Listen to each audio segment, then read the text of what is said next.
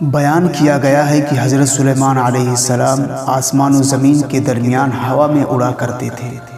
چنانچہ ایک دن جب کسی گہرے سمندر میں ان کا گزر ہوا تو دریا میں ہولناک موجیں اٹھتے دیکھ کر ہوا کے پھیل جانے کا حکم دیا اور جناتوں کو دریا میں غوطہ لگا کر نیچے کا حال معلوم کرنے کا حکم دیا۔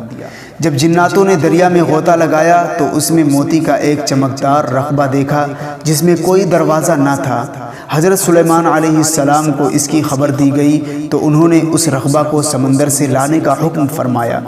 چنانچہ اس کو نکال کر حضرت سلیمان علیہ السلام کے سامنے پیش کیا گیا، جس کو دیکھ کر انہیں بہت تعجب ہوا اور اللہ تعالیٰ سے دعا کی، جس سے وہ رقبہ شق ہوا اور اس کا دروازہ کھل گیا۔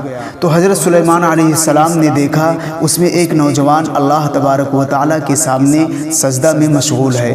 چنانچہ حضرت سلیمان علیہ السلام نے اس سے پوچھا، کیا تم فرشتے ہو یا جن؟ تو اس نے جواب دیا کہ میں انسان کی جنس سے ہوں۔ اس کے بعد حضرت سلیمان علیہ السلام نے فرمایا کہ آخر یہ بزرگی اور فضیلت تجھے کیوں کر حاصل ہوئی؟ تو اس نوجوان نے عرض کیا کہ حضرت یہ فضیلت اطاعت والدین اور ان کے ساتھ حسن سلوک کے سبب حاصل ہوئی ہے۔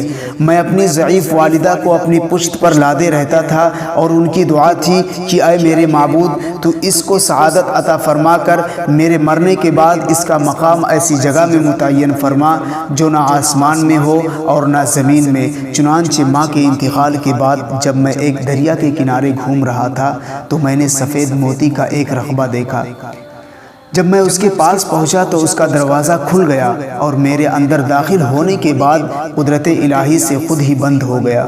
مجھے نہیں معلوم کہ اب میں زمین میں ہوں یا آسمان میں یا ہوا میں، اللہ تعالیٰ اسی میں مجھے رزق عطا فرما دیتا ہے۔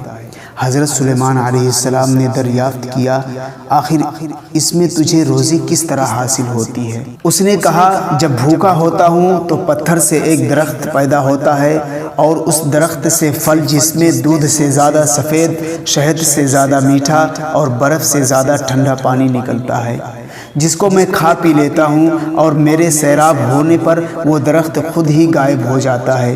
اس کے بعد حضرت سلیمان علیہ السلام نے دریافت فرمایا، آخر تم اس رقبہ میں دن اور رات میں کیسے فرق کرتے ہو؟ تو اس نے جواب دیا کہ جناب، جب صبح صادق طلوع ہوتی ہے تو یہ رقبہ سفید ہو جاتا ہے اور غروب آفتاب کے بعد اندھیرا، پس اس ذریعے سے دن اور رات کو پہچان لیتا ہوں۔ اس کے بعد حضرت سلیمان علیہ السلام کی دعا سے وہ رقبہ دریا کی گہرائی میں اپنے مقام کی طرف لوٹ گیا۔ اس حکایت سے معلوم ہوا کہ ماں باپ کی خدمت کس قدر عظمت والا کام ہے۔ اس حکایت سے معلوم ہوا کہ ماں باپ کی خدمت کس قدر عظمت والا کام ہے۔ بے شک جو والدین کی خدمت کرتا ہے وہ اپنی دنیا بھی اچھی کرتا ہے اور آخرت بھی۔